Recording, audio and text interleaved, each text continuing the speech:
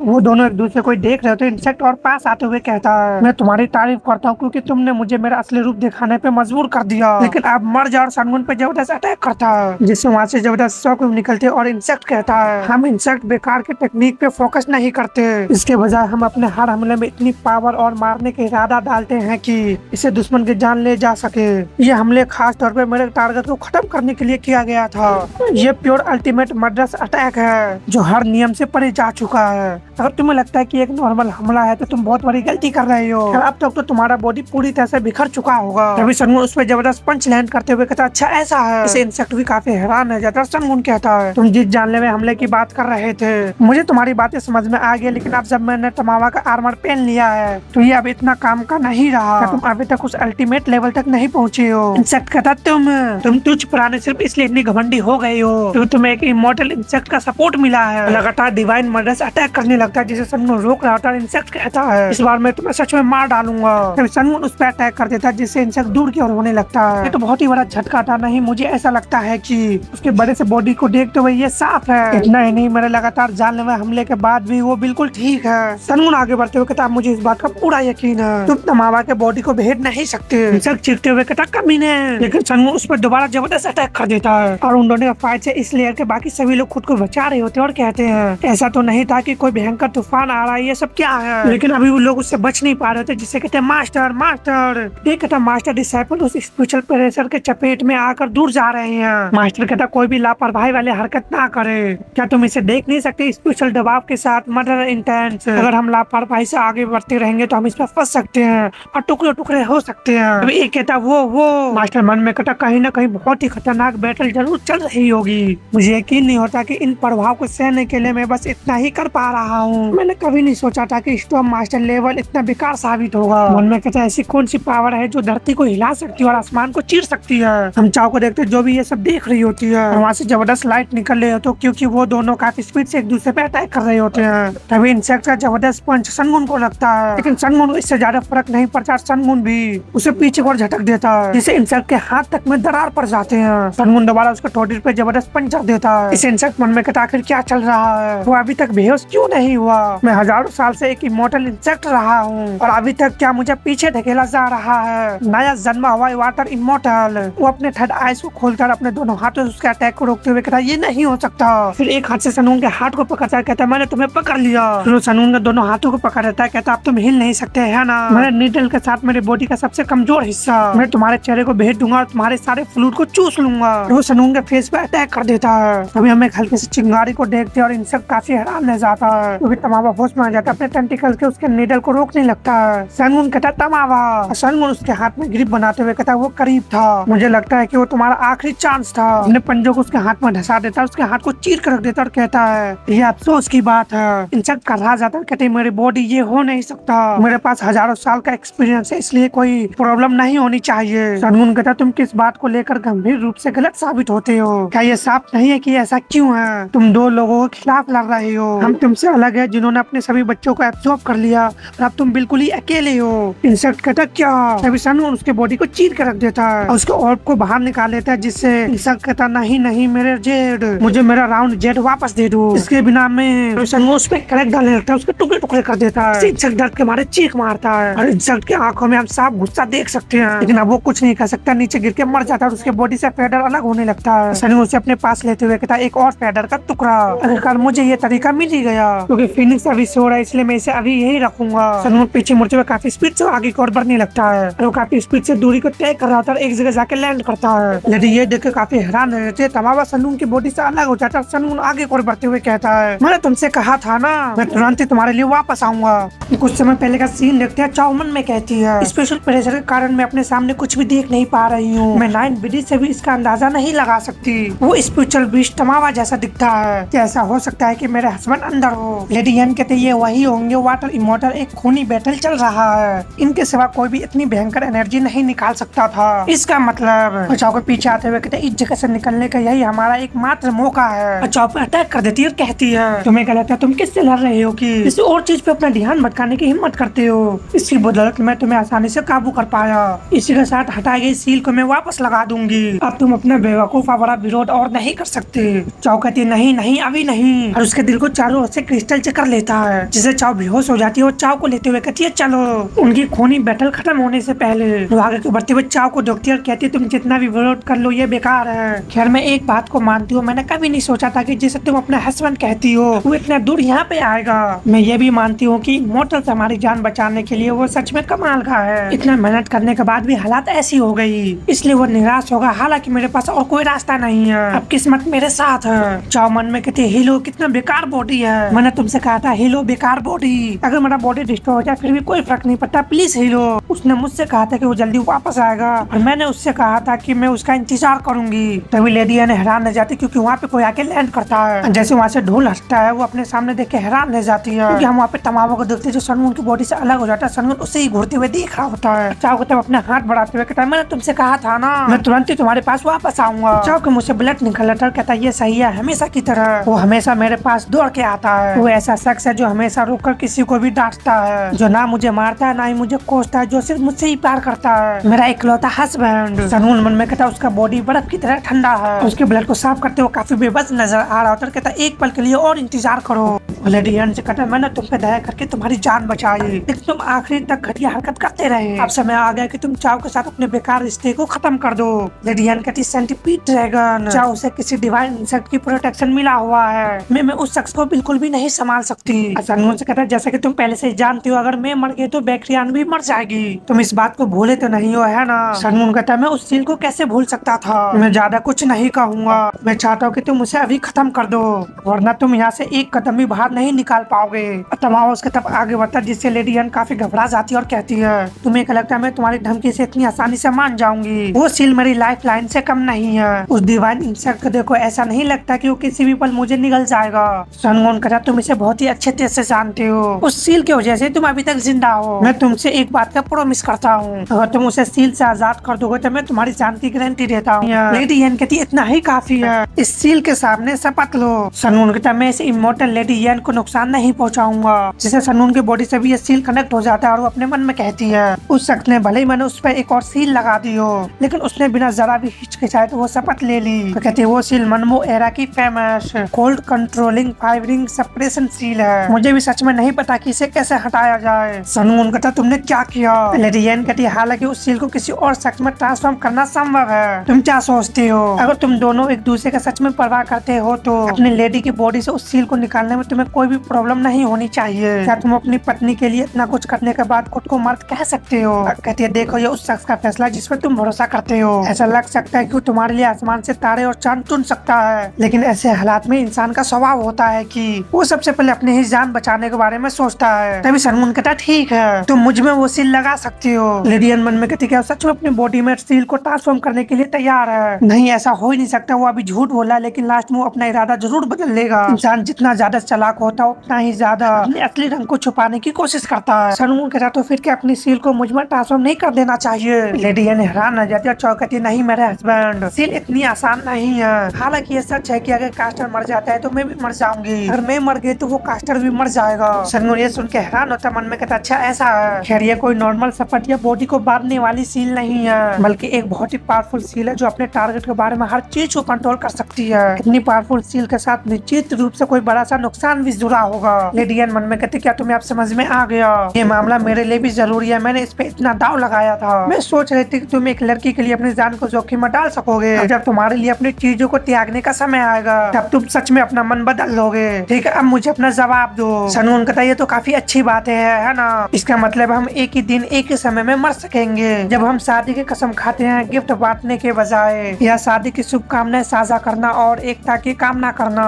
क्या ये ज्यादा मजबूत साबित नहीं होगा। चाव कहती है आप किस बारे में बात कर रहे हैं, ये मामला इतना आसान नहीं है। सनगुन उसके चेहरे पे हाथ रखते हुए कहता अगर तुम इस बारे में सोचोगे तो इन सब की शुरुआत मैंने ही की थी, मुझे बहुत ही गिल्टी फील हो रहा है और उस समय तुम्हें छोड़ के जाने का पछतावा भी हो रहा है, इसलिए मैं ऐसा करना चाहता हूँ। मैं चाहता हूँ कि हम इस बोझ को साझा करें क्योंकि हम हस्बैंड वाइफ है। इसे चाव उसके गले लग जाती है और सनगुन कहता तुम इतने खोए खोए क्यों हो, प्लीज इसे अभी मुझे सौंप दे वो सील। ये सब सुनकर लेडी एन हक्का बक्का ही रह जाती है। सनगुन कहता ठीक है आप मुझ पे सील लगाओ। लेडी एन मन में कहते क्या उसके लिए वो अपनी जान को जोखिम में डालने को तैयार है। नामुमकिन अब तक मैंने जितने भी मर्दों को देखा है, जितने भी मर्दों को जाना है, वो नीच लोग जो अपनी लड़की को पुराने जूते की तरह फेंक देंगे जैसे ही उन्हें अपनी भलाई के लिए जरा सा भी खतरा महसूस होगा। उन सभी को मैंने आज तक जितने भी मर्दों से मुलाकात की है वो अपनी चौकाचौंध कर देने वाली छवि से मुझे अंधा कर देते, मुझसे जो चाहते सब छीन लेते और फिर बिना जरा से भी पछतावे के मुझे छोड़कर चले जाते। उन्होंने मेरे दर्द को कम करने का नाटक किया,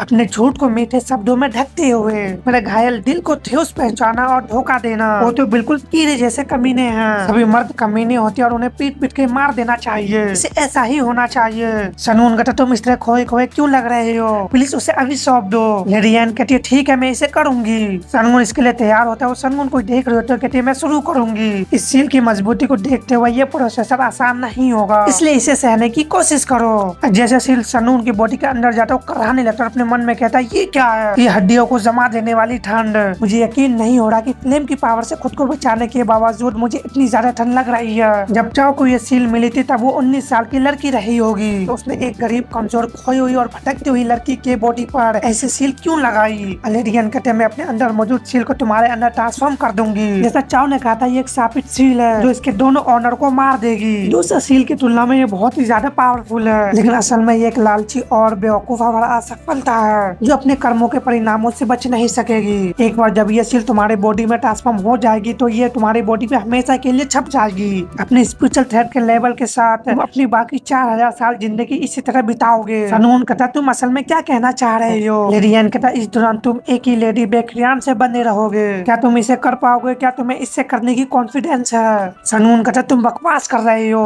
क्या तुम्हें लगता है कि एक जबरदस्ती कराया गया शादी वाला संबंध है। इस ठंड से मेरी जान निकल रही है इसलिए जल्दी करो। लेडियन मन में कहती उसके आंखों में शक का कोई भी संकेत नहीं दिखता। यही तो उन्हें अलग बनाता है, उन मर्दों की निगाहों से अलग जिन्होंने मुझ पे अपनी जिंदगी देने का वादा किया था। क्या मैं अपनी जिंदगी गलत तरह से जी रही हूँ। मैंने जिस दुनिया को जाना है वो ढह रही है। सनून की बॉडी में सील को ट्रांसफॉर्म कर देती है जिससे वहाँ पे एक बड़ा सा आइस क्रिस्टल आ जाता है जिसे चाओ और तमावा उससे देखता है तो हम देखते हैं लेडियन काफी ज्यादा हाफ रहती है और सनून उस क्रिस्टल में कैद होता है। इसे तमावा अटैक करने के लिए आगे बढ़ता है। लेडियन कहते रुको तुम्हारा मास्टर अभी भी जिंदा है, वो मरा नहीं है। अभी क्रिस्टल में क्रैक पड़ने लगता है, उसके टुकड़े टुकड़े हो जाते हैं। हमारा सनून से बाहर आता है, बिल्कुल सही सलामत होता है। लेडियन कहती है मैंने सील को तुम्हारे अंदर लगा दिया इसलिए अब मैं जा रही हूँ। सनून कहता रुको मुझे पहले इसे जांचना होगा। सनून सील को डीएक्टिवेट करता है जिससे चाओ कहती है जमा बॉडी अब नॉर्मल हो गया है। सनून कहता ठीक है तुमने अपना प्रॉमिस निभाया इसलिए मैं तुम्हें जाने दूंगा, लेकिन मुझे नहीं लगता कि तमामा इस बात पे सहमत होगा। लेडियन कहती क्या ये तुम्हारे प्रॉमिस से अलग नहीं है, तुम मुझे मारने और फिर खुद को मारने की प्लान बना रही हो। सनून कहता आखिर कौन ऐसा शख्स होगा जो इमॉर्टल प्राप्त कर चुके स्पिरिचुअल इंसेक्ट को एक नौकर की तरह रखेगा। वैसे भी मैंने उस पर कभी भी सील नहीं लगाया था, न उसे अपना सर्वेंट बनाया था। तमावा की खुद की मर्जी थी, मैंने तुम्हें साफ साफ जीने दिया तो इसलिए अलविदा। तमावा उसे खाने के लिए बढ़ता है जिससे वो काफी ज्यादा डर जाती है। तभी चाओ कहती है हस्बैंड उसे जाने दो। सनून कहता चाओ मैं ऐसा नहीं कर सकता, अगर मैं उन सभी बातों को याद करूँ जो उसने तुम्हारे साथ किया। चाओ कहती उसके कारण जो भी हो, लेकिन ये सच है कि उसने मेरी देखभाल की है, नहीं तो मैं इस तरह दोबारा आपसे कभी नहीं मिल पाती। वो मेरे एक ऐसी टीचर है जिसके लिए मैं एक साथ नफरत और आभार दोनों महसूस करती हूँ, प्लीज उसे जाने दीजिए। सनून कहता ठीक है, जिससे तमावा रुक जाता है। सनून कहता जाओ फिर कभी चाओ के सामने मत आना। इससे उन दोनों के रिश्तों को देखने लगती है और मन में कहती है बेक्रियान तुम्हारे पास वो सब कुछ है जो मुझे कभी नहीं मिल पाया। मैं लगभग 3000 सालों से जी रही हूँ, लेकिन तुम्हारी तुलना में मेरी जिंदगी बस एक खोखला सेल है, क्योंकि तुम तो सिर्फ अभी 200 साल से कुछ ज्यादा जिए हो। काश मुझे भी उस जैसा कोई शख्स मिल पाता, क्या मेरी जिंदगी थोड़ी अलग हो सकती थी। और कहती मैं तुम्हें थैंक्स नहीं कहूंगी, मुझसे ये उम्मीद मत करो कि मुझे तुम्हारे साथ किए गए व्यवहार का पछतावा होगा, लेकिन मैं तुम्हें ये दूंगी। सनून करे 10 जिंदगी वाली गोल्डन फिश हग। मन में कहते क्या उसने सच में उस हालात में भी उसे हासिल कर लिया था। लेडियन कहते इससे तुम्हारे और मेरे बीच की दुश्मनी खत्म हो जाएगी तो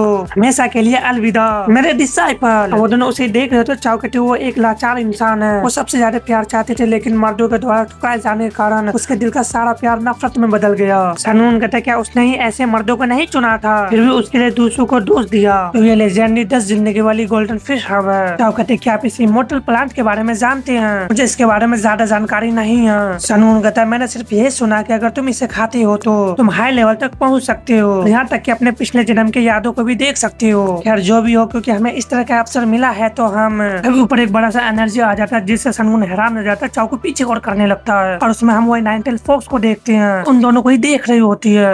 वो दोनों भी उसको देखते हैं। चाओ कहती है हस्बैंड वो। सनून मन में कहता 9 टेल्स, इसका मतलब है कि वो स्पिरिचुअल बीस्ट हाईएस्ट लेवल पर है। 9 tail fox spiritual original level. अब तक मैंने कई सारे अर्थ मास्टर लेवल के कल्टीवेटर को देखे हैं, लेकिन ये पहली बार है जब मैं किसी ऐसे शख्स से मिला हूं जो स्पिरिचुअल ओरिजिनल लेवल पर है। लेकिन ये बिना कुछ कहे बस मुझे घूर क्यों रहा रहा है। तमावा अभी भी अपनी जगह पे खड़ा, इससे ये लगता है कि वो हमारा दुश्मन नहीं है। फिर ये हमसे क्या चाहता है? मुझे याद नहीं है कि मैं कभी फॉक्स फैमिली से जुड़ा हूँ। रुको, सोचो तो उसकी खासियत इतनी अलग है कि उसके बारे में सोच भी नहीं सकता। क्या ऐसा हो सकता है कि तुम ब्लैक फॉक्स हो? तभी फॉक्सी का तीसरा आँख खुलता है, सनगुन उसे देखता ही रह जाता है। फिर हम एक खूबसूरत से जगह को देखते हैं जहाँ पे एक नहीं तीन तीन मून होते हैं। वहाँ पे एक फैमिली काफी हंसी खुशी से रह रही होती है। वहाँ के अपने हस्बैंड को देखते उसका हस्बैंड भी खुश नजर आ रहा होता है। अभी हम दो ऐसे शख्स को देखते हैं जो शायद गॉड या डीमन हो सकता है, जो उन्हें कैप्चर कर लेता है। फिर हम एक गुफा को देखते हैं जहाँ पे काफी सारे शख्स होते हैं। वो काफी सारे इंसान को बंदी बना चुके होते हैं। इनकी संख्या से ऐसा लगता है जैसे वो सभी गार्ड थे। वो शख्स काफी बेबस नजर आ रहा होता है और वो दोनों बच्चे काफी डरते अपनी मम्मी को पकड़ लेता है। वो शख्स अपनी फैमिली को देख रहा था, तभी एक शख्स अपने फिंगर को नीचे गौर करता है, जिससे वो सोल्जर उन सभी इंसान को उस गुफा के अंदर फेंक देता है। उसमें उनका फैमिली भी होता है, जिससे अपनी फैमिली को देखता ही रह जाता है और वो उस गुफा में गिरने लगते हैं। तभी चाव कहते हैं हस्बैंड, जैसे सनगुन होश में आता है। कहते क्या आप होश में आ गए हैं? सनगुन कहता चाव क्या हुआ, मैं तो बस नाइनटेल फॉक्स को देखा था। चाव कहती नाइनटेल फॉक्स गायब हो गई है, लेकिन आप अपने विचारों में खोए हुए अपनी जगह पे जम गए थे। क्या आप ठीक हो? सनगुन कहता हाँ मैं ठीक हूँ। सनगुन स्माइल करता है, लेकिन हम उसके चेहरे पे परेशानी साफ देख सकते हैं। मन में कहता अभी अभी वो क्या था? उसने मुझे ऐसी चीजें क्यों दिखाई? इसका इरादा तो जरूर रहा होगा, लेकिन क्यों? मुझे दिल में इतना दर्द क्यों महसूस हो रहा है एक ऐसे इल्यूजन के लिए जिसे मैं मुश्किल से ही समझ पा रहा हूँ। फैदर जागते हुए कहता लाजवाब। सनगुन कहता तुम जाग गए? फैदर कहता मुझे यकीन नहीं हो रहा कि एक लोअर रैंक का कल्टीवेटर एक डिवाइन इमॉर्टल को हरा दिया। तुम शायद ऐसा करने वाले पहले शख्स रहे होगे। सनगुन कहता वो मैं नहीं था, मैंने तमावा की पावर से उसे हराया है। अगर वो ना होता तो मैं बिना लड़े ही मारा जाता। फैदर कहता ये तुम्हारे द्वारा तय किया गया पाथ का परिणाम है, तुम्हारे अतीत ने ही तुमको बचाया। सनगुन मन में कहता खैर ये सच है कि सी ड्रैगन क्लैन के साथ भयंकर वॉर के दौरान तमावा ने एसन ड्रैगन को निगल लिया था, इसलिए सी ड्रैगन का खून स्वाभाविक रूप से तमावा की बॉडी में मिल गया होगा। मैंने कभी नहीं सोचा था कि इतनी बड़ी मदद साबित होगी। फैदर कहता तो मेरा एक और अंश। तो सनगुन के ट्रेजर से अपने आप ही बाहर आ जाता। फैदर कहता है इसके बाद में और भी ज्यादा खुद को पूरा कर लूंगा। और उस फैदर को भी अपने अंदर फ्यूज करने लगता है और वो दोनों उसे देख रहे होते हैं। सनगुन मन में कहता एक बहुत ही ज्यादा खतरनाक फायर और इसके अलावा एक पावरफुल हैवी एनर्जी मुझे एहसास हो रहा है। फैदर कहता तुमने एक और मुश्किल पार कर लिया, लेकिन अभी सब खत्म नहीं हुआ है। सनगुन कहता मुझे पता है। फैदर कहता क्या तुम अभी लोअर रैम में जा रहे हो? तो फिर तुम्हारे लिए जल्दी करना बेहतर होगा। सनगुन कहता नहीं, मैं लोअर रैम में नहीं जाऊंगा, मैं एग्जिस्टेंट और नॉन एग्जिस्टेंट रेल में जा रहा हूँ। गुस्ताव को देखते जो अपने 3 शॉट से अटैक कर देता है। वो शॉट इमॉर्टल फ्लावर बॉडी के आर पार हो जाता है। वो चीखने वाली होती है, तभी उस पे अटैक कर देता है, जिससे उसके धड़ के साथ उस माउंटेन के भी 2 टुकड़े हो जाते हैं। उसका सिर नीचे को गिरने लगता है और वो अपने शॉट को उसके बॉडी को और अंदर धंसा देता है। उसे जान से मारते हुए अपने शॉट को वापस बुला लेता है। कहता कितना एनोइंग है, मुझे इस बदतमीज औरत की वजह से अपना समय बर्बाद करना पड़ा है। वो शख्स लोअर रैम में चला गया हो तो मुसीबत खड़ी हो जाएगी, इसलिए मुझे उसके पीछे जल्दी जाना होगा। लोअर रैम से अलग मैं यहाँ अपनी पावर का पूरा यूज कर सकता हूँ। वो अपने शॉट पे सवार हो जाता है और कहता मैं अपनी पूरी स्पीड से आगे बढ़ूंगा। तुम चाहे कितने भी कोशिश कर लो, तुम मेरी पकड़ से बच नहीं सकते। बस मेरा इंतजार करो जूनियर। इससे चाव कहती है एग्जिस्टेंट और नॉन एग्जिस्टेंस रियल में। आप उस एरिया की बात कर रहे हैं जिसे मैं जानती हूँ। सनगुन कहता हाँ, और चाव मन में कहती है मुझे लगता था कि ऐसा सिर्फ कहानी में ही होती है। स्पेस का बीच का स्पेस, वो खाई जो मौजूद होते हुए भी मौजूद नहीं है, वो जो मौजूद नहीं होते भी मौजूद है। मुझे सच में यकीन नहीं हो रहा कि ये सच में मौजूद है। सनगुन से कहते लेकिन मैंने सुना था कि वो जगह बहुत ही खतरनाक है, कि हमारे लिए ऐसी जगह पे जाना सच में ठीक है। सनगुन कहता यही हमारा एकमात्र ऑप्शन है। वो शख्स जो खुद को मेरा सीनियर ब्रदर बताता है मुझे निशाना बना रहा है। मुझे पूरा यकीन है कि वो मुझे जल्द ही ढूंढ लेगा।